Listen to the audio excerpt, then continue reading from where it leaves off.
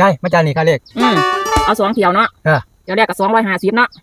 250เดี๋ยว2อีกก็250รวมกันมึงด้วยเอา0บวก0เป็น0 5บวก5เป็น10เด้อ2บวก2เป็น4 4,000เอ็ดไปไงเอา2เที่ยวนึงเนี่ยจะบวกถึงว่าเดี๋ยวนี้เจ้าสิมาเถียงข่อยนี่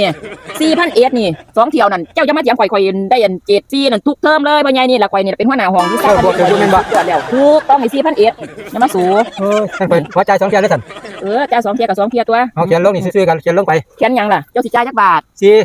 บาทเอาให้เขียนลงใส่นี่เขียนลงนี่ซื้อกันว่านี่บวกซื้อกันว่านี่ล่ะ4เขียนไว้มันสิลืม4กับ4นั่นล่ะ4,000เอ็ดเนาะอันนี้จ่ายอีกเที่ยวที่2เขียนลงไปเขียนต่อกันนี่100นึงนี่ยัง100นึงนี่เขียนลงไปนี่ล่ะนี่มันสิลืมเขียนลงไป100เอาจ่ายอีก100นึงอัน100นึงเนาะพ่อใหญ่4,000เอ็ดพอดี